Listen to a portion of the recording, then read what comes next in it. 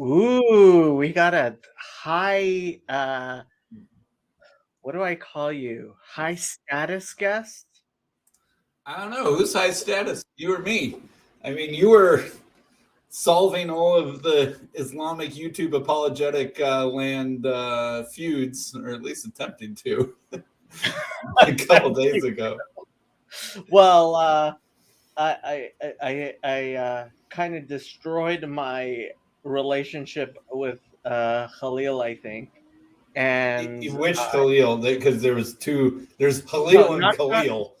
yeah, there's Dr. Khalil Andani and there's Khalil of Dawa of EA Dawa fame. Dr. Mhm. Andani actually seems to have kind of become more amenable to this corner of the internet and the weird conversations we're having. Um, I've been Khalil, trying to hook him up with Vervaeke. Don't you think that Vervaeke and Dr. Andani would have a fabulous conversation? Because I, Neoplatonism, when Canadian, when et cetera, et cetera. when I suggested, when I had a little discussion, I'm pretty sure Dr. Andani won't mind me saying this. After we went offline, we had a little discussion, and I brought up John Vervaeke, and he said, "Yeah, Sam's been telling me about him." So, yeah, I definitely would like to see Dr. Andani be more involved in our corner of the internet, but you have to understand he, as an Ismaili Muslim, he is part of a group that could in some ways be analogized to Unitarians in the Yeah, United yeah, States. yeah. I'm well aware of that. Although Unitarians in the United States weird because at some level we're super small minority, super unknown, et cetera, et cetera, et cetera. Oh, but also the first 6 presidents of the United States were Unitarian, right? So it's like the U.S. is a weird That's situation. actually no. That was particularly why I said Unitarians in the United States, because Dr. Andani is correct in asserting, and he's more correct than I knew. I did not realize Al Azhar was in fact founded by. I mean, that's So they've been prominent in the past, right? yes, And they've had a lot of very influence, but they sort of went into a period of decline, or at least relative decline compared to other schools of thought. And people now view them as heretics, but they don't realize how prominent that they used to be. yes, And Unitarianism in America is very much like that. Um, yes. like So Azhar, Harvard University's seminary is still technically kind of Unitarian. So okay, so right. so So like Al are we Azhar. super obscure or is Harvard University, the most Okay, prominent, so mouthpiece of Al Unitarianism? Azhar, the Imam of Al Azhar, the Imam of Al Azhar in Cairo And is explain a little bit more about what that is. I know what you're talking about, but okay, other people don't. Al Azhar is a university, is a Muslim university. It is the oldest. It may in fact be the oldest functioning university in the world. Or close to Uh, it. yeah, if it's not the oldest, it is close to it. Then something in like Italy might beat them, but other than that, Yeah, it's like 500 years old. Mm-hmm. And the Imam al Azhar, who is basically the religious leader of al Azhar, so you might call him the dean of the seminary of the university. Mm-hmm. Um, he would be He's an extremely important voice in Islamic jurisprudence and other theological matters, even if more so there than the were dean of a seminary in a Protestant denomination or something. no. I'll go beyond that. If there were such a thing Protestant as denomination. wow, we got No, no, big. no. I'll go beyond that. If there were You such need to turn off the YouTube. If there is such a thing as a pope of Islam, the Imam al Azhar is it. Yeah. And I was not aware, Dr. Andani pointed out, and I looked up, and he's absolutely right, that Al-Azhar was in fact founded by an Ismaili caliphate. The Fatimid Caliphate was Ismaili. Now the Aga Khan is like, let's put it this way: he skied in the Olympics for Iran in the 60s. Mm-hmm. And his father was married to Rita Hayworth. Yeah. Yeah. So the Aga Khan is a big important thing. So anyway, and Paul, it's a hereditary position, Paul. So Paul, just to catch you up on some context. So there's been a fight in Islamic YouTube apologetics land that of course needed to be settled by Jacob.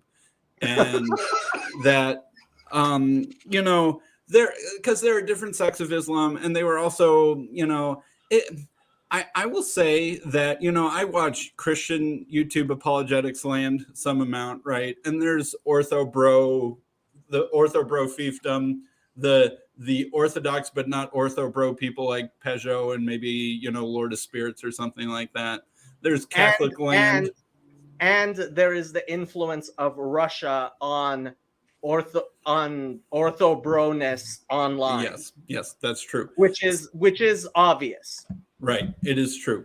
So there are the various fiefdoms of Christian apologetics land, and they get in fights with each other. James White might get in a fight with some Orthodox people. Douglas Wilson might say something mean about the Pope, or whatever, right? But the level of civility seemingly, hopefully, has a floor, right? That Christians, at least prominent ones, won't go below, right? In terms of, pulling Muslims the gloves are off. murdering each other. But Muslims are murdering each other. And right now. I don't mean this to, well, one could say the Orthodox are murdering each other right now too. But they are. But so I don't mean and this. Jacob will say it. I don't mean to say this as a therefore Christianity is obviously true and Islam's obviously false, but the floor of poor behavior that will happen in an Islamic YouTube feud is much lower than the floor of poor behavior that will happen in a Christian YouTube feud. Let me be perfectly clear so nobody misunderstands. This is not an Islam problem. This is an Islamism problem, which is Islamism is a political movement that uses Islam. And frankly, the people that I have been accusing of being Saudi agents, and I have to pull up this picture, which I love a little bit too much. It's supposed to be funny, Paul. I have no idea what that picture means, Jacob. All right. So I am appointing myself Jacob's tongue interpreter. Luke, you might need to make sure your YouTube is on mute. So that one of the members of this Islamic YouTube fight was Jake the Metaphysician, who's been on my YouTube channel twice, and I've been on his channel once or twice also. Who is really good at arguing with Trinitarians. And sometimes he helps me out. And we've also messaged back and forth in aid of helping each other when either of us is arguing with a Trinitarian or something like that. He grew up Catholic in, New York City area, and at some point converted to Islam, right? So he has a decently big channel, maybe 20, 30,000 subscribers. Not even, but he's at least in the teens, right? Weight. He punches above his weight. He is a very, very, very smart guy. Yeah, he's very, very smart guy. Yes, he is extremely smart. So anyway, he got in a feud with Khalil Andani, who's a Canadian academic who's also been on my YouTube channel. I don't try and pick people I think are going to fight each other to be friends with, but you learn the people who are open to having conversations. And Khalil belongs. Danny is Ismaili. And he belongs to a weird minority Islamic sect that at least 90% of Islam probably considers his version of Islam heresy or something close. Okay, hold on. So this is part of the problem, okay? The part of the problem is on YouTube, what the impression most people would have is, oh, this guy's way out there. He's Well, it's people very- have that opinion of me, right? This is why I have feelings. I get along with Khalil well. It's like but you you belong have to to a minority understand- sect that most people think are heretics. Join the club, Okay, Um, but you have to understand, Ismailis are not as fringe as it sounds like in our YouTube online weird, perception of Islam. Right. Well, and my point is that Unitarians aren't as weird or fringe as we often get made out to be either, if you do the history of fair justice. But oftentimes And a thank God majority Unitarians can are have not being murdered by Calvinists as they historically have. So I mean, it's a little bit true. It's more true than maybe Paul. It wasn't just some incidents with some guy named Servetus. There was more incidents than just that.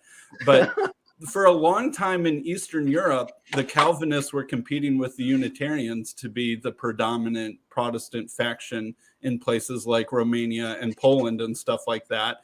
And then we both got trounced by the Catholics. So neither of us won, right? Where's Father Eric when you need him? But there is actually the longest and oldest surviving Unitarian church is in Transylvania, and it's been there for almost 500 years at this point. Little known fact. But once upon a time, the whole kingdom of Transylvania and all of Poland was Unitarian. People think where that vampires came from. People think that Poland, it's Catholic, must have always been Catholic. There was like a 90 to 100 year period where Poland was Unitarian, and Transylvania too. And we had beaten the Calvinists, although we are much more gentle in victory than the Calvinists tend to be. But okay, let's get back to the Muslims. All right. Okay. What I'm saying is that Unitarianism for a while was much more prominent in Europe than people have any idea or remember. And basically, once the Catholics kicked us out of Poland and Transylvania, although they didn't completely kick them out of Transylvania, we moved to the Netherlands because everyone gets safe haven in the Netherlands at some point. And then, kind of even the Jews, and spread into influence in England, and then hopped across the sea to the United States. That's really sort of the history of Unitarianism, which is very similar to the history of a lot of weird Christian denominations from, Europe in that time. Anyway, I'm over talking. But so there was this feud, and for some reason, all of the interested parties in this feud came onto Jacob's YouTube channel a couple days ago, even though multiple of these YouTube channels are like tens of thousands of subscribers or, have way, way bigger footprints. And yet, for some reason, they didn't settle this on any of their own YouTube channels. They settled it on Jacob's YouTube This was channel. bait. That's the video you want me to watch? This was bait, and this was bait, and Jake took the bait. And Jacob, your dream is coming true. What dream? You are becoming this little corner TBN, bringing the nations together. Oh, If you only have you no can- idea, Paul. I had to buy extra admin seats on StreamYard because I have people lined up to do just chatting streams. It's happening, Jacob. It's happening. Well, it would happen faster with some support from some people. You know Jacob's nefarious plan, right, Sam? What, to have a 24/7 like call-in radio thing? Not call-in radio, just cameras on discussions by people who are not crazy idiots. So call-in radio with cameras. Yeah. Okay. Well, yeah. kind of, yeah. All right, and here I am. I'm showing up in support of your grand vision. But yes, two of the most high-status people I could possibly hope for are that doesn't bode well for your projects, Jacob. See, this is the thing, Paul. You keep on thinking I'm thinking a lot bigger than I am. I am surprised my channel has 500. These just chatting videos are getting 100 views. Like, what? I'm thinking about taking another clip of your talk with you and Mark last night when you said that You thought Vaush mopped the floor with me. Wow, my impression of my conversation with Vaush was very different from yours. He was jabbing and he was constantly like throwing in all these little digs. And well, I guess maybe you didn't even notice he was throwing in all these little digs. Well, so I was looking at that today, and I just noticed that. So I was on with this guy who organized it, and we couldn't see Vaush. But if you look at Vaush's stream, he keeps mugging at the camera and doing that stuff. So that might be, you might be right. I couldn't even watch all of it. It was just like if it had been me, I would have either confronted especially all his digs at Jordan Peterson. Well, Like he had you there as supposedly Jordan Peterson's like champion, and was just sitting there essing on Jordan Peterson left and right. And in a very Paul beat him in a way that is still the more Jesus-y way than you seem to acknowledge as a way of beating people. Well, I said this last night. It was his response was very much, and that may be the best response to Vaush. The best response to Vaush may, in fact, be to be holier than thou and be like the Gandhi and Martin Luther King figure, and like in just your way. Because I felt like Paul secretly conversationed him, and Vaush didn't even realize that was happening. And like none of Vaush's jabs are really that good in the first place, so responding to them might not be the best way. And like showing a different way of interacting was actually the way to beat Vaush. That's what I haven't watched that in a long time, but my memory of Paul talking to Vaush was that Vaush had no idea that he even got beat because it was such a different form of being beat than he even knew to recognize. Right. So there was some sort of jujitsu going on there that I think was working. And to some extent, maybe that's what happened with Vervaeke and Nathan. Nathan's his name, right? But the problem there is, Vervaeke is like, he treated me respectfully. No, he didn't. No, he did not. The respect that Professor John Vervaeke, one of the preeminent psychologists and philosophers and scientists in the freaking world, in addition to all of his intellectual chops, being one of the most popular YouTubers in the world, deserves, is far beyond what Nathan, whatever his name is, was giving him. I think there's this is really helpful for me, Jacob, because I think I sense a sort of a cultural rift here between your. I mean, I sense it seems to me that you're, and it makes a lot of sense to me that you very much expect a degree of reverence for the status that John Vervaeke has. Now, John Vervaeke, very much in our culture, is not going to play that card.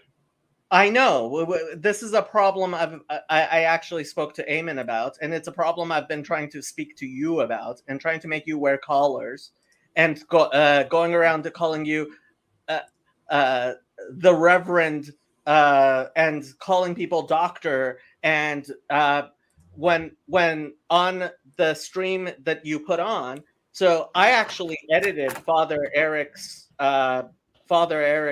title like it was, and I put Father Eric Seitz, because look, this is a game that the Protestants are really bad at playing, and the people who claim the game doesn't exist are always the people who are like, we're anti-legalism. They always end up doing the most ridiculous legalist things in the world. They do, and I'm sure you've seen it. So the people who pretend, no, there's no hierarchies, there's no status games. Of course there are. I don't know, man. The Quakers really seem to have pulled that one off. They really seem to have meant it. Well, And except, where are they now?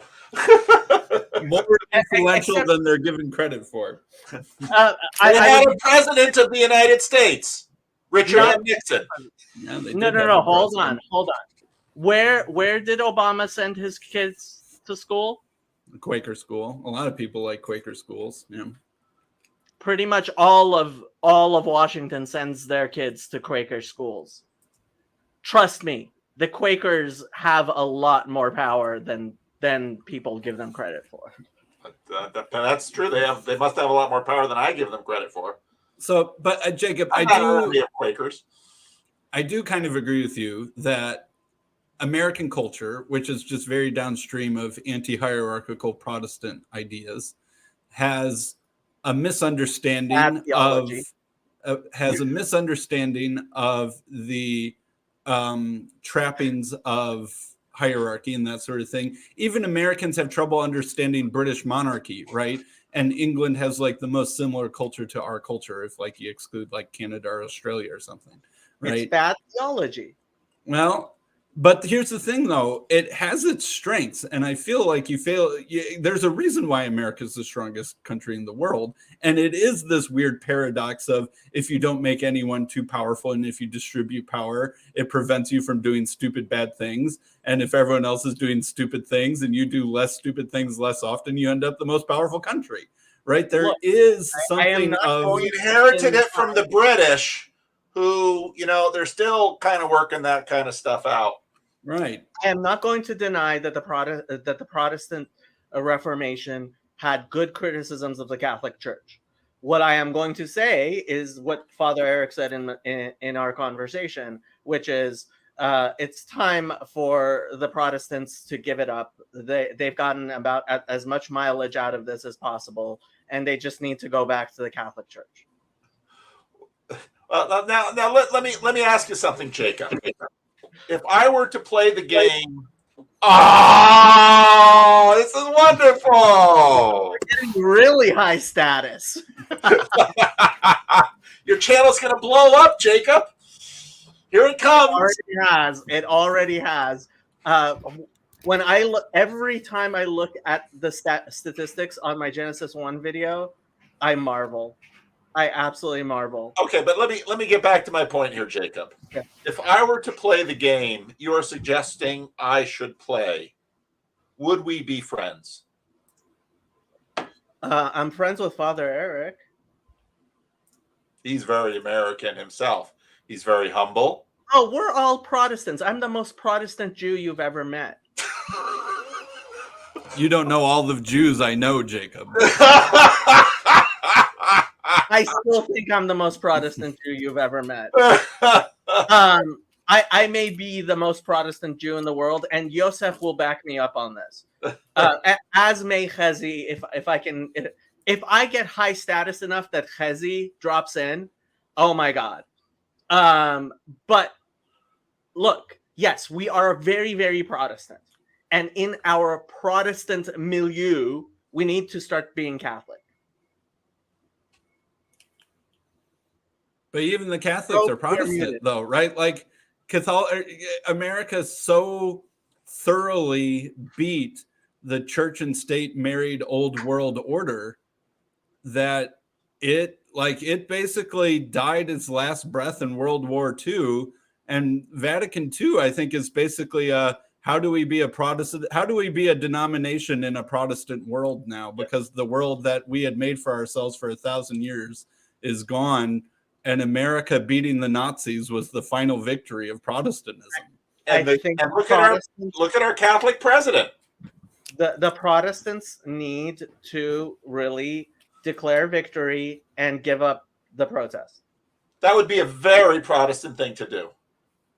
I hope so. Okay, that's fine with me. We should hear from Job. How you doing, Job? Pretty good. Yeah. How's that little boy of yours? All safely tucked away in bed? Oh boy. Well, I'm taking him to Germany tomorrow for a family holiday. So wish me luck. Thoughts and prayers, please.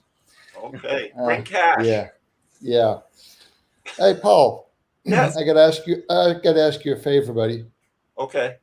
Yeah, I need you to go onto Nathan's channel. Oh, I'll go on Nathan's channel. I have a problem with that. Yeah, no, I know you don't, but he just had a response video to your response video to his response video. Yeah, I which saw is the title. I love the title. Well, I mean, I thought it was funny. I thought it was funny too. But I mean, I'll live stream a response, except at 4:00 in an hour and a half. I do have a scheduled discussion of the Muslim chat we had. So, yeah. All right. And I had the estuary meeting tonight.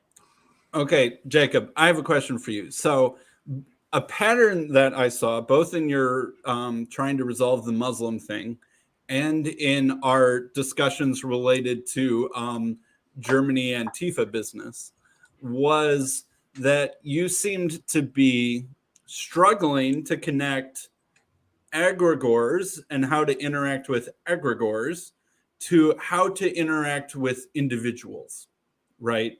That was a common communication, I'll say, challenge in both of those instances, where connecting down and attributing the actions of individuals and or the failure of response of individuals to problems that you view up really at the egregore level, the we wrestle not against flesh and blood level, right? And that you seemingly were the pushback that you got, as well as the incomprehension at multiple points that you got, was from how to connect those levels. So I wanted to follow up with you about that. That was the main reason I wanted to just chat with you today. You are And 100% correct.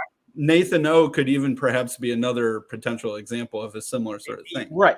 And I have to say that part of the problem is when we say there's a spiritual battle, we battle not against flesh and blood. It's actually that end of it is false. We do battle against flesh and blood, which is animated by a spirit.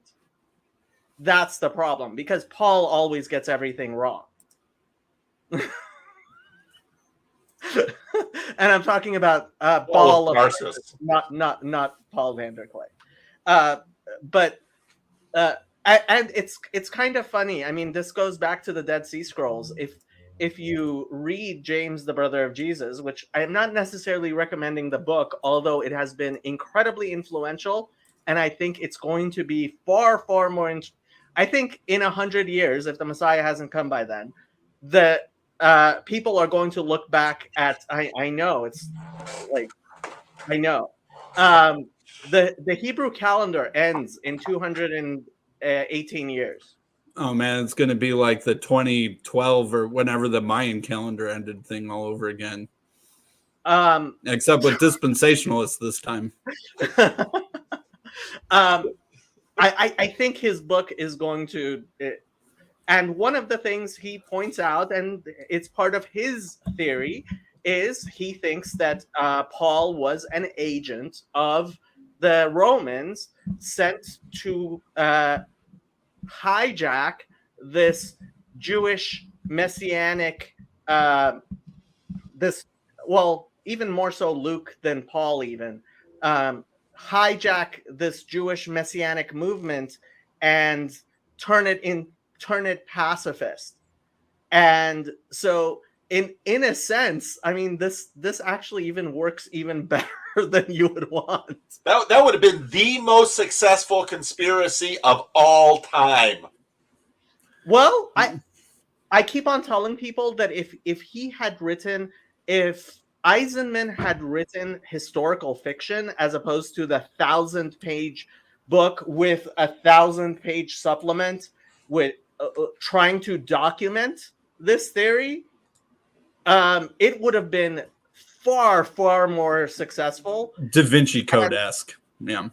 Da Vinci Code-esque. And that's actually like, so CW asked me what Bart Ehrman thinks of Robert Eisenman, and I said he thinks of it exactly like who's the author of Da Vinci Code? Dan Brown, John Brown, Dan Brown. I think it's Dan Brown. Dan Brown. Dan Brown, right.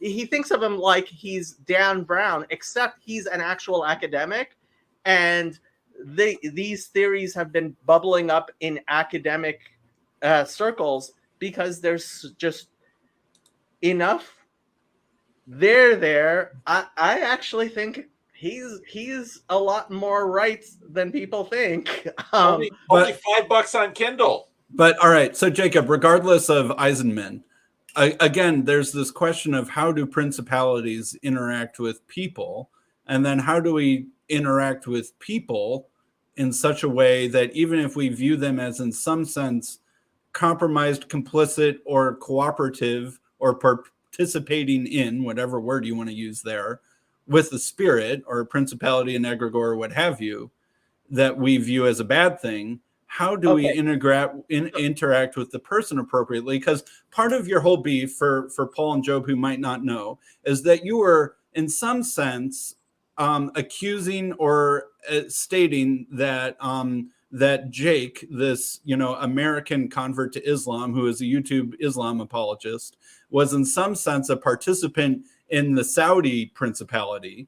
But right, Saudi Arabia is obviously, it's not like just a spirit. Saudi Arabia is an actual government, right? And an actual hunk of land on planet Earth. So I think this was why Friendly Muslim. Okay, so this is where Khalil Dawa, EA Dawa, right? And I ended up clashing to the point where I told him I still support Khalil. I think he does great work. Yet he kicked me off his Discord server, and I told him I will come back on your stream, and I'm still financially contributing to his stream. And I still recommend people go on his stream. But I told him I will only come back if you invite me. I don't go places I'm not welcome. Because Friendly Muslim, this anonymous online character who is helping and in getting involved and was on the stream with us, and every time he came on, he was making the situation worse, and I ended up taking him off the stream, right? And taking him off my Discord server because I think, and I have zero proof of this. I have a suspicion, and they're making fun of it, and the Friendly Muslim makes fun of it, and Khalilullah makes fun of it, and Jake, I'm sure, will make fun of it. I have a very strong suspicion that no, this is actually somebody on the payroll of, and in fact, I think Dr. Andani has this suspicion. This is somebody on an actual payroll whose job it is to influence. But here's the thing. All right, Jacob, this is something that I've noticed about you a little bit. You infer that a spiritual, an enemy egregore, whether it's Saudi Arabia or Antifa or whoever, necessarily has people watching either you or people close to you, such that, or Paul or Burn Powers or whoever, right? And that there are these like full-time and Claire, the weird person who shows up in comment sections. I have identified 3 of these agents. All right, yeah. but that there are agents whose near full-time goal is attending to you personally with their attention. Paid, yes, they are in fact being paid a salary and spend their time influencing what goes on in YouTube. Yes, I believe. Are people being paid to watch me? Yes. I think I should get a cut of that. Well, you kind of do. But this is the thing. Okay. And I keep on pointing to Edelman Public Relations. This is a publicly traded company. Yes, look it up. Like Jacob, okay, I know where you're going to go, but like, what if sometimes that's not hold true? On. Before you cut off where I'm going to go, please steel man my argument. All right, steel manning your argument. Okay. I thought that's what killed the IDW. Say that again? I thought that's what killed the IDW. Steel manning? Steel manning bad arguments could. I don't. I hope I'm not. I'm not making Okay, it. so I heard that on this channel. I know. I will steel man you, Jacob. All right. So your point is that psychologists sometime in the past realized that there are ways of manipulating things and that these can be used for marketing Coca-Cola or controlling PR fiascos or political campaigns, etc. And there's this suite of tricks that can be used for these sorts of purposes. And all of the suite of tricks has to do with public influencing and manipulating the public dialogue about something. All right, step one. Step two, Carnegie Foundation research or whatever, although why Carnegie Foundation doesn't count as an evil spirit. But Let's anyway. just go with Edelman. Let's just talk Okay. Edelman. And so various of these interested egregore parties, although it's much easier to make the case that Saudi Arabia has a self-interest than Antifa having a self-interest, or exactly what the self-interest of Saudi Arabia is. That's a little bit easier to understand than what the self-interest of Antifa or the Salafis are. The Salafis are a little bit more complicated because they're halfway interconnected with Saudi Arabia, but not exactly the same thing, right? So that there are these interested parties that for some reason so care about little dialogue such that they're willing to manipulate little dialogue because that they know that it's important. And if their headquarters are in Chicago, then they must be a reputable institution. But, right, I get that. But I think, Jacob, that there are... Because revenue 2022. Yeah, I know, Jacob, but $85 million. Okay, but probably they're mostly doing that to try and help people drink more Coca-Cola. But hold on. I just want you to recognize that $985 million is hiring human beings who are spending time actually doing something. What do you have any doubt that Edelman Public Relations with that Jacob, we're getting a little bit further. Hold on, let me please. Has a room with like 100 people who are online in the comments, making all kinds of comments, making anonymous comments, trying to drive a conversation. Do you have any doubt that that's happening?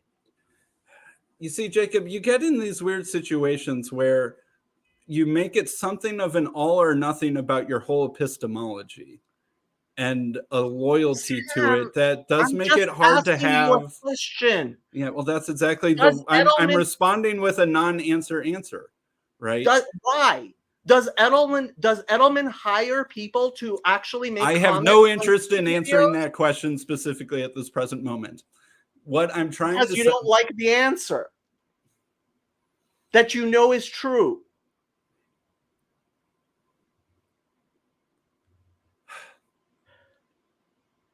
Why would, if you had $985 million to try to influence culture, would you not hire a room full of people in cubicles whose job it is to make YouTube comments? I probably would do something different, but yeah, I probably would too. What comments do you see in this, Jacob?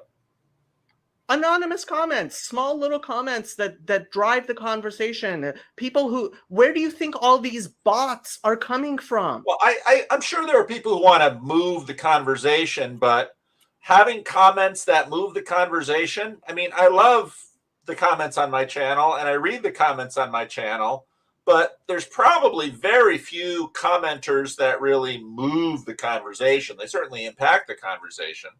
And that's why things like bots are necessary to upvote certain conversations and downvote other conversations. And there are people who are going from lots Jacob, channels. Why does the conversation always get hard with you when it goes further in this direction? Is it because you are the only one who sees the light? Or is it because it's a little bit more complicated? I'm the only one who actually works in a public relations firm. So you're the only one who sees the light because of your previous employment history. Because I have a bachelor's degree in public relations. Why is that so difficult to understand? I actually worked at the Daily News. I actually know how public relations But you see, Jacob, it's also interesting that you take any pushback on this extremely personally, and it's hard to have the more soft, give and take. Maybe you're a little right, maybe I'm a little right. Let's push back. Let's give back. Let's admit a point. Let's concede a point. Because because it gets very absolutist. Either you see this and you can have the key of the world, or you don't. Sam, because this is the one thing where I actually think I see what's going on, and from I have tried very, very But hard. if you're wrong, how would the community give you that feedback in such a way that you could receive it? Well, first of all, you would have to, because you seem very irreceptive to contrary feedback, if I can be blunt enough to say that. Sam, you would have to at least have enough knowledge about the public relations industry, which is a real industry, to tell me that it works functions in a different way than somebody who's worked in that industry and lived in that industry and actually knows what's going on does. I mean, it's very weird for somebody like you to try to fix how I see the public relations industry when I have a bachelor's degree in public relations. Goodbye, Job. Anyway, I'll pass the mic to Dr. Andani if he is able to come on at the moment. Shane, is that actually you, or is that? I don't know what I just walked into. I was just gonna say that the channel has grown. It has doubled. When Jacob started these streams, there was like 5 people watching, and now there's 14 people. So there should be a party for this. It's happening. It's happening. But it's all gonna go down the tubes because someone's just a little bit tight on the conspiracy theory. It's not a conspiracy theory. It's not a conspiracy theory if it's true. Look, yes, this animates me, but it's because this is the thing that I have been. There's a reason I moved down to the theological level from the political level, because I started seeing. You mean moved up? Well, I think of it as more foundational. No, seriously, I see a lot of people who don't really realize that they are being moved because they are on top of they are working on the political level, and there's a deeper theological level that's being moved underneath them. But I mean, if you're going to try to tell me that public relations works in a different way, you actually have to. Jacob, you over. Hello. Go Can ahead, I Spencer. butt in? Yeah. Okay, I have a story about this. One of the clients of Edelman is the Mormon Church. So there was this woman who was at the Missionary Training Center, and she claimed that the leader of the Missionary Training Center sexually abused her like 30 years ago. So she manages to get an interview with this guy. She gets him on tape confessing to this. He's like in his 80s or 90s. He's pretty old. So this becomes a story. It's all over the ex-Mormon subreddit. And all of a sudden, all these people come into the ex-Mormon subreddit trashing this woman who has this confession on tape. They slander her character, and they get everyone to... They basically got enough people to not believe her that the story went away. And that's the kind of thing they do. Thank you for joining, Shane. I know you very rarely come on.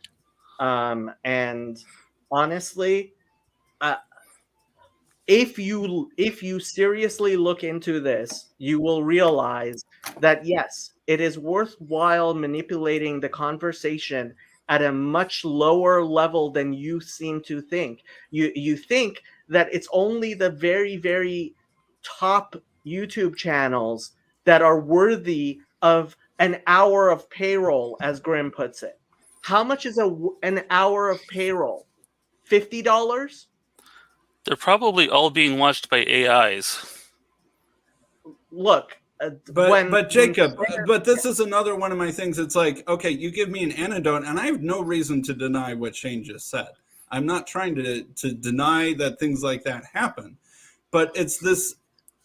You're either entirely on board with every single accusation I make in this vein, or you're a stooge, right?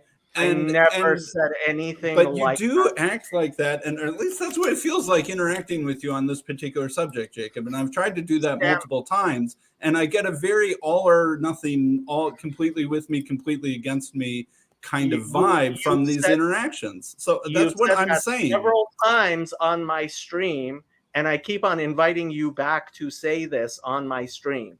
Remember? Okay, well, listen a little bit. I am listening. You're wrong, but I'm listening because I want somebody like you to make these wrong arguments, because somebody needs to actually stand up for what most people think. But the fact is, and so I'm a stooge. You're putting me in the stooge category, I'm a category at all. You are not a stooge. You are one of the smartest people I have ever spoken to. But on this subject, I'm a stooge. Well, let me say, Jacob, that I just found your argument right here fairly convincing, and I think that I can imagine someone wanting to influence smaller channels on YouTube. I can imagine that. Now, the application, you're going to have to, I think, probably give us a little bit of evidence and spell some things out in terms of that. I think Sam is really trying to address much more the pastoral, interpersonal aspect of it, in that when you talk about it, let's say every time we talked about circumcision, I would sort of go nuclear and basically, and someone might say, well, Vanderklay is kind of weird because if you mention circumcision, he sort of goes nuclear, sort of like Andrew Sullivan. He'll kind of go nuclear. This is one of the moneyed campaigns. There is a moneyed campaign online against circumcision. Intactivism only exists online, and it's being actually paid for by one of these moneyed. Okay, but that was the illustration of a conversational habit that Sam was pointing out. Okay, Paul, I am not going to back down from something that I actually believe is real. Well, you don't have to think I was asking you to. I don't think he's asking that. One of the conversations we had on your channel was, what is this little corner of the internet about? And I think, and that was the conversation with Father Eric and the Wilsons. And I thought you guys really touched on the point that a big part of what we want to practice in this little corner of the internet, and a Vervaekian use of the word practice, is conversations in which we can be confident, self-assured, secure in our position, which allows us to be both firm, but probably not too, I don't have the right word. I'm triggered. See, this is the thing. And it goes back to what we were talking about as far as you being a doormat, right? I don't think you're a doormat. You're not. You practice what is something that actually works a lot of times, which is this peaceful resistance. This, I am the calm person, and other people are, other people recognize that that the person who's triggered must be wrong, right? And it's very much kind of like what's the name of that thing that whoever brings up Hitler first loses? Godwin's right? law. Yeah, Godwin's law, right? Whoever brings up Hitler first loses. The problem with that is then I can never make a Holocaust analogy. Then I can never express the fact that this is something really, really important to me. And on the internet, the people who scream are the people who are getting all the attention, and the people who are quiet and calm aren't. But I do believe the meek will inherit the earth. Well, that's And a if nice someone did a thing. psyop to pacify militant Jewish messianism into Christianity, that was the most backfired psyop in human history. And one would have to ask if you had created something that was more powerful than the thing that created it. And if So- that's true, then what is the source of that thing, right? Okay, so look, I ultimately am a Pharisee, a Judaizing Pharisee, and I believe in the power of the Logos, and I take precisely the Pharisee position, which I do believe ultimately will inherit the earth, which is that the power of the Logos is in fact what is the most powerful. Yeah, but who's the Logos? Even I might give you an answer you don't expect on that one.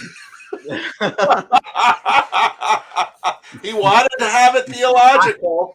And I would give you an even better answer, which is when Isaiah 53 talks about in his deaths in the plural, and if you look it up, while it gets translated in his death, it's actually in the plural, in his deaths.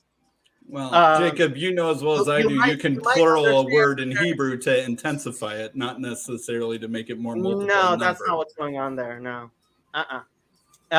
And you might understand that actually, eventually, yes, Christianity will deliver on the payload that it was always meant to deliver, which is Judaism. All right, but Jacob, so Paul touched on something that I was trying to say, and per usual, Paul said it a little bit better than I did, that it's hard to talk to you about this subject because you make it, I have an authority, you don't know my authority because I have background X, you don't have background X. Therefore, any attempt to dialogue with me on it just proves that you don't get me, and either you're all with me or you're all against me, and it's very hard to do the dialogos thing in a way that actually contributes to greater distributed cognition and sense making in the community, and it's more disruptive than it is constructive, even if you do have something to contribute. Look, there's a lot of people who think that a lot of the disruption I do, and I do all kinds of disruptive things, including leaving bridges of meaning, including causing all kinds of contentious discussions. There's a lot of people who think that that I should not do that. And it's very, very hard for me to defend my imperfections when I do things like create discussions that a lot of people don't want to have. But Jacob, you're just walling yourself off from the constructive criticism I just tried to offer. I did not wall myself off from the constructive criticism you offered at all. I hear you. I hear you that maybe if I wasn't causing all these conflicts, and maybe if I wasn't getting so passionate and drawing so much attention to myself, and maybe if I was more meek, I would get further. Neither Paul or I are criticizing your passion. I'll let Paul talk. No. And I think we're hearing you. And I think what I'm saying, at least, and I think Sam's probably not far from me, is okay, so you're suggesting that potentially there are agents who are even have their eye on this tiny little corner of the internet. Even my channel. Even your channel. Wow. Your channel, I'm not saying anything against you, but your channel's pretty small. Yes, but my channel is a channel that Ryan Lewis very easily is able to include in a search engine. Oh, okay. I understand what you're saying there. Now, it would be helpful if you would identify these people, or at least if they're bots, they're bot names, and if you would identify their agenda. Okay, And so offer Because little there's a bit risk of matter. false positives. There's a risk of making these accusations against people for whom it's not true. That's why Jake the metaphysician was so angry with you, is because he felt like he was being accused of Saudi influence. He's like, show me the receipts. I would love some more Saudi receipts, but I have none, right? And just to go on record, no Saudi money has come my way that I'm aware of. that you're aware of. That's actually the discussion that we were having. And I have to say, the only way, and that's why I am doing things the way I am doing, the only way I have found to secure our cognition against these psychotechnologies is to deal with actual human beings with their real names, with their video on, having discussions with real people. And that's why Friendly Muslim is somebody that at a risk of false positive, and there is definitely a risk of false positive. And Khalil, who I know is a real human being, thinks that I am falsely identifying him as one of these agents, right? The only thing I can say is Friendly Muslim refuses to tell me what his name is, refuses to show his face. I have no idea who he is. And when he came on this stream where we were discussing Jake the Muslim metaphysician, every time I felt like he was sabotaging the conversation. Well, there's a lot of people in various things that I've been on that have pretty reliably sabotaged conversation. I really don't think they're agents of anyone. I think that's who they are. Because even at Living Stones, there are certain people that sabotage conversations, and I know they're not agents of anything because I've known them for a long time. They just don't know. They just don't do conversation or community well. And some people will say that's me. That I sabotage conversations and I make conversations difficult. Well, and my point is that Jacob, you, and like Luke, are very unique personalities with very unique histories. And part of the reason you're in this corner and not any other corner or not any other community is because other communities have found you hard to integrate. Communities have found Luke to be a person that's hard to integrate into their community. Communities have found me to be a hard person that's hard to integrate in their community. Same with Jacob, right? Welcome to my tribe. Welcome to Paul's tribe of misfit toys that Paul is better able to integrate than anyone else. And so he gets a plethora of riches of underutilized human talent. We're having a little trouble with Nathan. We're having some trouble with Nathan, but give it some time, He's got things to contribute to, and he's no dummy himself, right? And, but Midwit. I'm sorry. I will defend Nathan. In case you're out there listening, I think that you're a perfectly intelligent person, and that you. I wish you all the academic success in your career. Hold on.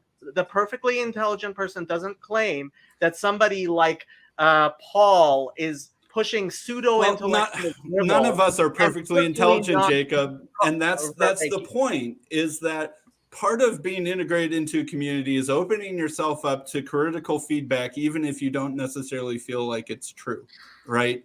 And being like, okay, the wisdom of the community, in a very non-Protestant particular way of me saying this, has something that I don't, right?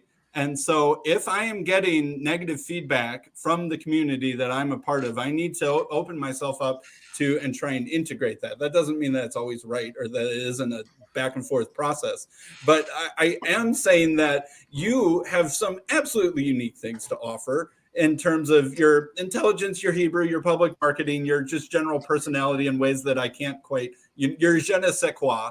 But you do need to open yourself up to to reception from the people who most care about you and most care about integrating you if you're doing something that's making it a little bit difficult. And like Paul was saying about some people have topics that just, cause them to completely misfire. This integration of how to interact with spirits and how to interact with people and the interaction between egregores and individuals is a difficult thing. And I'm saying that you have room for improvement, but that you also have unique things to offer. Okay, Sam. Yes. I'm going to go. I'll talk to you guys later. It was really nice having you on, Spatch. You should come on more often. Thank you. Sam, I hear you. I just want to point out,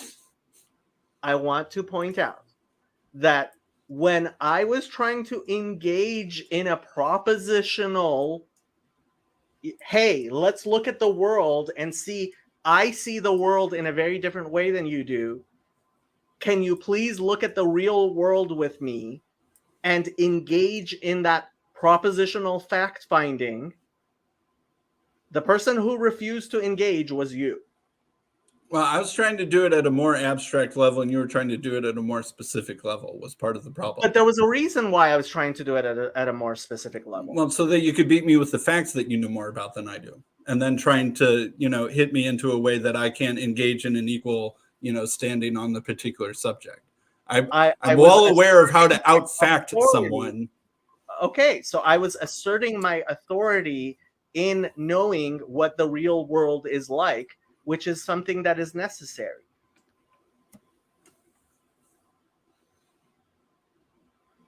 And that's what I'm saying. If you have something to offer, you can do it in a way that's more or less constructive. And all right. That's what I'm trying to do. That's what I have been trying to do. See you, Paul. I look forward to your sermon. I'd like to say, Jesus, take the wheel to my sermon, but that Well, usually doesn't work. hey, if you stay on here, then it was meant double predestined for you to stay on here. Remember? It's providence. It'd be providential. Double predestination. Come on. Double predestination means something different. Don't hide from the weird parts of 1 Corinthians. 1 Corinthians is really good. Do not shy away from the weird stuff. Oh, 1 Corinthians is tough. How can Paul's spirit be present in the Corinthian church when they're meeting together in such a way that he will judge? I have said this many times before, and before Paul leaves, I need to say this again. If I were to write a play and I would to write a speech for Satan, I would call him Baal. 1 Corinthians 9 would be the entirety of the speech. That is all Satan ever wanted to spread in the world is 1 Corinthians 9. Jacob, not Jacob, mince words. You're still reading Moses with veiled eyes. That's all I can tell you. Jacob, I think you're seeing through a glass darkly. Jacob, we love you. We do. We really do. I love you too, Paul. All right. Take care. Okay, so Jacob, maybe we need a better protocol for agent detection. So how do we detect agent other than Jacob has perfect intuition and it's always right and everyone else should shut up? Because that's not a particularly good method. Right. I have to be honest. My thing has been to talk to actual people that I know are physical people. Mm-hmm. And that's why these just chatting streams are what they are, and why I ask, while I am allowing people on, and I am allowing even people on who don't turn on their camera. Ultimately, you still know who that person was from some previous I know who that interaction person is. There's an actual identity, and I can say, "Come on, Sam, you're my friend. We went fishing together. We've had beers together." I don't remember going fishing. I remember going not fishing. Okay, well, we went not fishing, but you're my friend, and honestly, it goes back to the whole Khalilullah thing. I think Khalil is being influenced by somebody that I think is an agent. And the only proof I have of that is this person refuses to say what his name is. He's friendly Muslim and he's got an avatar. And you and I both know that there are some reasons more respectable than others for people to be involved with theological dialogue on the internet and want to keep some part of their identity more private.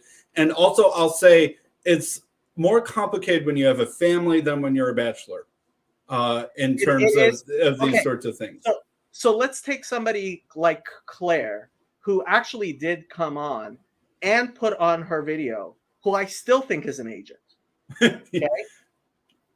All right. So what I think you and I are both interested in, and both trying to do in this conversation is try and make our corner of the internet more resilient against attempts at cow manure, right? What I've been calling it is trying to secure our distributed cognition. Right. And I think that you are absolutely necessary because you are more sensitive to threat than most people. And the threat sensitivity needs to come from those sorts of people, even though people like me, who are just kind of by nature not very threat sensitive, sometimes roll our eyes at you. And we need a constructive process of how we can use each other's strengths to be better than we are alone. The only good method I am trying to engage in distributed cognition in trying to secure our distributed cognition. And what I think everybody who's serious about this needs to realize is my cognition has definitely been compromised. I am not putting myself in this outside world where my cognition has not been my personal cognition has not been, and my distributed cognition is definitely an environment which is being I believe affected, even though it is still small. And the weird thing about distributed cognition is you can't do it alone, right? And so you need to be helping the other people that you're doing it with be less sensitive to undue influence. Mm-hmm. Yeah, I agree. And so as I've been doing this, the only way I've been trying to to exclude the bots and agents is stripping away anonymity and actually having discussions with people.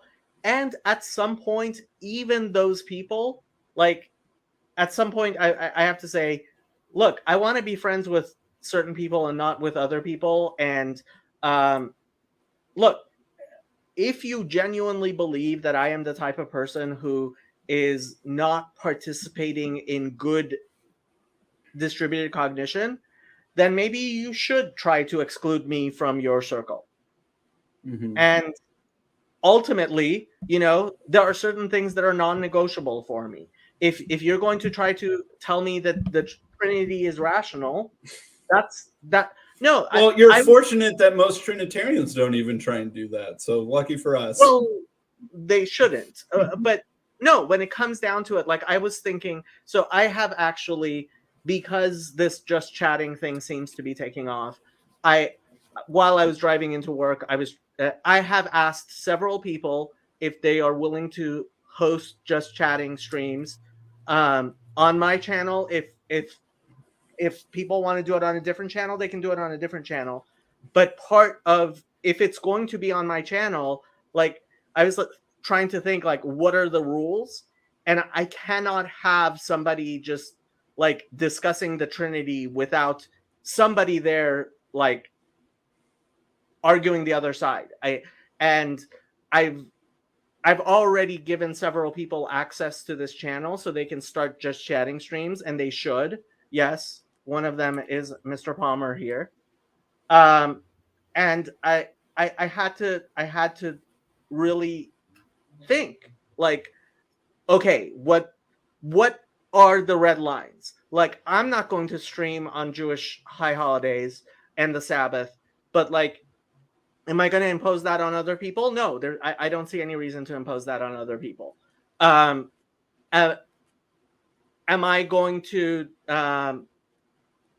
I going to allow Trinitarians on? Of course I am. Vast majority of people, God have mercy on their souls, are Trinitarians. Sinitarian actually might be a better word for it. But like, ultimately, I was thinking, okay, I can't have like people on my channel just like venerating the Trinity and like nobody being there going. It would fail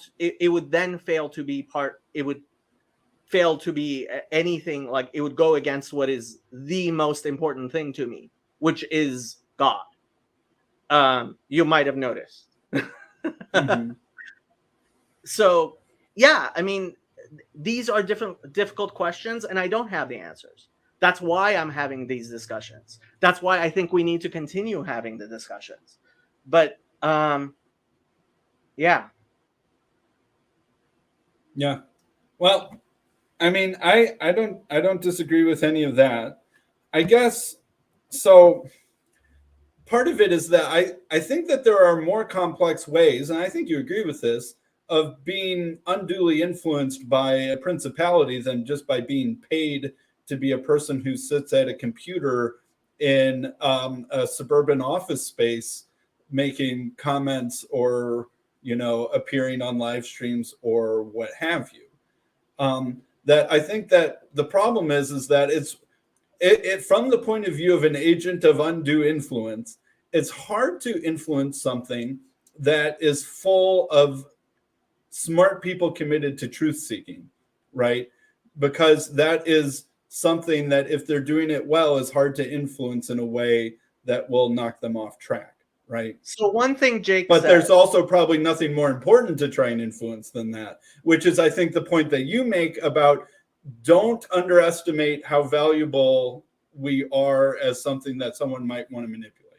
that's exactly the thing with Jake. So when Jake came on, one of the things that he said, and I was like agreeing as best I could, is if somebody came and offered him money to change his views about Islam, like there is like no way, absolutely no way that would work. Yeah. And that's why nobody is trying that. But at the same time, what I kept on trying to tell him is he thinks, oh, well, this is just something I do on the side. Like, he has his different job. And he's like, if all you knew sorts of things that I would say if I were accused of being an agent of the Unitarian Principality or something like that, which, for the record, doesn't have nearly as deep of pockets as the Saudi Arabian Sovereign Wealth Fund. But well, so, that is the all right, that is so, the thing. But also there are forms of financing and supporting people doing sense making in a way that I don't think you or I would find objectable, right? Like Bishop Barron probably has a multi-million-dollar budget from the Catholic Church to support Word on Fire and those sorts of things. He has a professional team, right? And he gets to travel around, not on his own dime, and he goes to conferences, et cetera, et cetera, et cetera, all supported financially by the Pope, right? But neither you or I think that he's an agent of manipulation, right? We view him still as a good faith actor. And, you know, I have my criticisms of Bishop Barron, but like, you know, it's more because I don't think he's as good as he could be, right? Not because I think that he is a compromised, dishonest interlocutor or something like that. So merely receiving financial support from a religious institution to do things in public on the internet, that's not a sufficient condition for making you one of the sorts of people that we're trying to talk about. Okay, so this is one of the things that I kept on going back to when but you know what I'm saying, right? You know the distinction that I'm trying to make there. Like even Paul Vanderklay receives a salary from the Christian Reformed Church and Living Stones. Not only do I understand what you're saying, I'm trying to fortify what you're saying. I'll get out of your way then. This is one of the things that I kept on getting back to, and I think it's absolutely correct. One estimate is that during the reign of King Fahd, 1982 to 2005, over $75 billion was spent in efforts to spread Wahhabi Islam. That money was used to establish 200 Islamic colleges, 210 Islamic centers, 1,500 mosques, and 2,000 schools for Muslim children in Muslim and non-Muslim majority countries. Now, all of that is legal. Right. And in some sense, you expect a religious institution, if they have the ability to do something like that, to do that, right? If they think that they are the truth and the way and, you know, propagating the proper thing, all of that from a certain point is understandable. And I think you and I would agree that there was a weird kind of, like Saudi Arabia is complex, right? Because it's a monarchy that's not technically, you know, religious, right? It is not the caliphate, right? Nor has it ever understood itself to be. And a lot of Islamists want a caliphate, right? Not a hereditary monarchy, right? Or at best, a hereditary caliphate, right? There's that weird sort of interaction. And so a lot of Muslims have not particularly liked Saudi Arabia because of the particular form and origin, I guess, of their royal family, right? And so Saudi Arabia kind of had to find a form of Islam that was willing to tolerate it and to project a form of Islam that helped the Saudi, the family Al Saud or whatever they're called, stay in power. And there was a form of Islam that needed a host to propagate itself, right? And that was the unholy marriage. And Mohammed bin Salman, the current crown prince, seems to be trying to divorce that marriage or at least weaken it in some sense. He has a different agenda, and these agendas do change. And this is why I keep on talking about Baptists and bootleggers. And I have to go back to my discussion with Coronius Focus. I don't know if you heard that, but you should. Coronius Focus, I have tried very hard to get him and you talking to each other because you are two of the smartest people I know, and you guys can speak on a level that I am incapable of speaking at. You and John Vervaeke and Coronius Focus and Dr. Andani and like these smarter people really do need to talk to each other. But what's going on is there are lots and lots of people trying to influence things in a way that's more fluid mechanics. And fluid mechanics is really, really hard to understand. And Coronius Focus, actually what he does is he works in fluid mechanics. And so he understands fluid mechanics much better than I do. But there is this fluid mechanics in politics and public relations and sociology and theology, which people with lots of money are in fact trying to influence. And their influence isn't direct. And so a lot of people who are like, hold on, I'm looking here and I'm not seeing, and they want scientismic levels of proof, and it's like, well, it's not there at a scientism level. Another part of it is, I think you and I would both agree that it's a pretty immoral thing to be one of those people who's being paid to be a social influencer person and not reveal their alliances. And it takes a lack of integrity that Jake doesn't. Jake, at least in his own words, and I trust him, says that he has too high of an integrity to be the sort of person who will take a check in exchange for being compliant and propagating of a specific creed or denomination. Okay, let's talk about two different things. Okay, all right. So there's a reason I left public relations is because there was being a mercenary in public relations, which is client comes and pays you and you agree to use your skills to try to influence things in the way that they're paying you to. Yeah. And hello, Richard. I remember you. We haven't talked in a while. Mm-hmm. Yeah. So there is a and I have to say, like, Edward Bernays, part of the reason I don't like bringing his name up is a lot of people will turn to things which try to demonize him and make it sound like public relations itself is a horrible industry that shouldn't exist. And I think if you read Propaganda, the book written by Edward Bernays, which is very, very short, it's available on YouTube for free because it's out of copyright. It's only 2 hours long to listen to it. I highly, highly recommend listening to Propaganda by Bernays on YouTube. And what happened is, yes, I am very, very shy and disliked taking money to use my PR skills in ways that I didn't feel were right.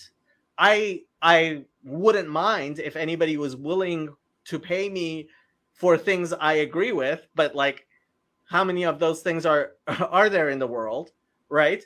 And there are people who are splitting the difference, and I'm not saying Jake is taking any sort of money. I don't think he is. And I think Jake is precisely the type of person that if you were to offer him money, you would get a very, very bad reaction out of him. Yeah, you get a Right. middle finger out of him, which is, a certain Probably. kind of integrity, which is Yeah. admirable. Yeah. Well, yeah, and I think part of the reason why religion and religiosity is so important is having that conscience, and that, okay, what matters to me is beyond anything you could pay me to do, right? And The yeah, treasures in heaven are worth more than the treasures on earth. exactly, right. But I'm not even into the whole, money necessarily corrupts. And look, I give money to my synagogue, and my rabbi is using a lot of public relations techniques. Honestly, obviously, he doesn't do anything dishonest. And ultimately, I'll say what's missing, in my opinion, is more transparency, but real transparency, to the point where we're talking about human beings, actual human beings. And that's why these Just Chatting streams are actual human beings. And I will say, in about 15 minutes, I am going to shut off this stream because there's another stream starting at 4, which I scheduled in order to discuss the actual stream with Jake. I don't know who's going to show up for that. If people are interested in that, Sam, I would love to actually have you there. If Once you the can workday ends, I have to stop pretending to work. So, okay. So when is that? pretty soon. But anyway, Jess is here. I surrender the mic. I don't have anything to say. I just wanted to show up and say, hey. You just want to become famous. That's all about ego with you, Jess. I know it. that's how I become famous. I show up on tiny YouTube channels and just Richard, you came on. What did you want to say? Well, I nothing in particular. I mean, what I thought you guys might be discussing was criticism of this little corner, and then you weren't. So then I was just listening to what you were talking about, because I had no context for who Jake is and all of this stuff. So okay, Luke, did you want to say something? So the reason Sam messaged me earlier today and was like, "You've been showing up on Jacob's chatting stuff a lot, recently," and that's probably true in as much as I have bandwidth for it. But I think part of that is because, well, this is related to what Richard said, and I think it's related to a little bit of the infighting with your Islamic friends, but the reason I participate in this little corner and continue to, and the reason that I like your Just Chatting things, and the reason I like cameras on and voice or video if possible, is because it's personal. And I think a lot of times, I mean, this even gets into like Nathan Orman stuff. He's just like, you have in-speak. Well, yeah, that's because we all know each other. Because it's personal. Because it's relational. And that's where real meaning happens, because all meaning is personal. So this is part of my thing of trying to get more Just Chatting streams and trying to have it be 24/7. Ultimately, it has to stay small. It has to stay small enough that even this conversation, like if my channel were 500,000 people instead of 500 people, this could not work at all. Well, it wouldn't be personal. anymore. Right. Right.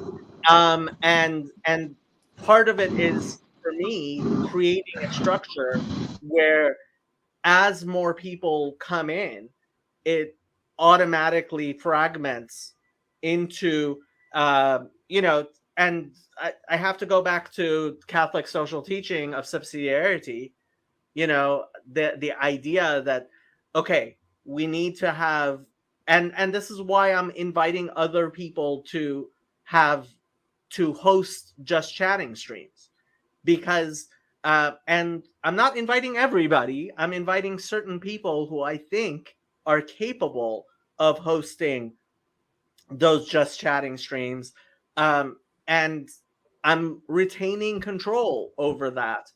But at the same time, if it's about me individually, right?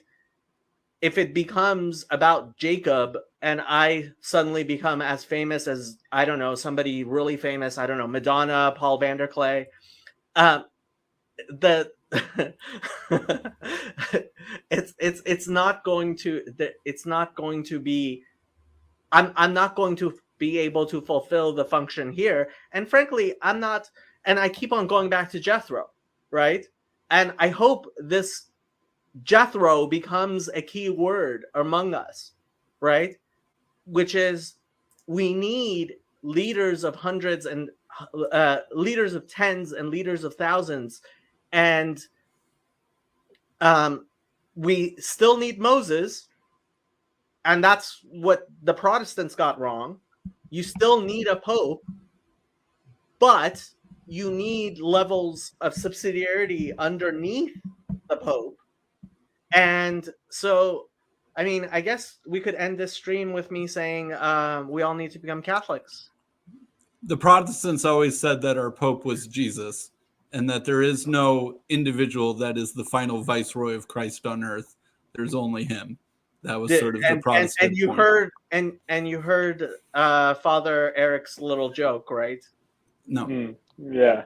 Somebody didn't listen to the conversation that was not only on my channel, but was on the main channel. I haven't listened to it yet. I can tell, because Father Eric said he asked people, who's the leader of the Catholic Church? And the wrong answer is the Pope, because the Pope is the vicar of Christ. Jesus Christ is the leader of the Catholic Church. And frankly, I also agree that only a Jew can be the leader of the Catholic Church. Yeah, it's weird because the papacy is still an odd thing, and like I'm one of the Orthodox brothers, I guess. I've been attending an Orthodox parish for 6 weeks now, and the reason why I didn't go Catholic was mostly because of the papacy. I don't buy this keys to the kingdom I mean, of heaven ultimately, I see no reason how any Protestant gets away with doing away with elders and bishops. Yeah, but they almost never do, right? Yeah, Almost exactly. every Protestant church does have an inherent hierarchy to it. Like my church that I go to does have deacons and an elder board and a head pastor, right? And relationships with other churches that have a structure above that, right? Almost like only the Quakers were like, absolutely none of it whatsoever, right? Almost every other Protestant does have something very analogous, with different rules, different stipulations, different, ways of operating. There are differences between the different ecclesial models, but everybody has an ecclesial model with ranks and hierarchies. Okay, so funny thing about Chad for Pope is I actually had a discussion with Chad before doing my Just Chatting stream. And Nathan, not Ormond, Nate Heil, messaged me with a video on naming things and the importance of naming things, which apparently, I hope he doesn't mind me sharing this, he felt moved by the Spirit to share with me. I haven't watched it yet. And so what I told Chad and what I will say again is I have considered many, many different names for this channel. In fact, I considered it a Hebrew Bible in English. I considered many other things. I tried post-Platonism. I have ended up defaulting to it's Jacob Federecci, and because ultimately I can't have ownership over anything other than my personal name. And when it comes down to it, like even if I made it Jacob and Friends, and then a bunch of people, like it starts becoming much bigger than I am, suddenly people are going to be like, you know, maybe that Jacob guy is too anti-Trinitarian, and maybe we need a Trinitarian version, and let's get rid of the Jacob guy. And so I defaulted into my skin because that's the most secure place for my own cognition is what's within my head, within my skull, and that is the atom, that is the thing that I could not split further. But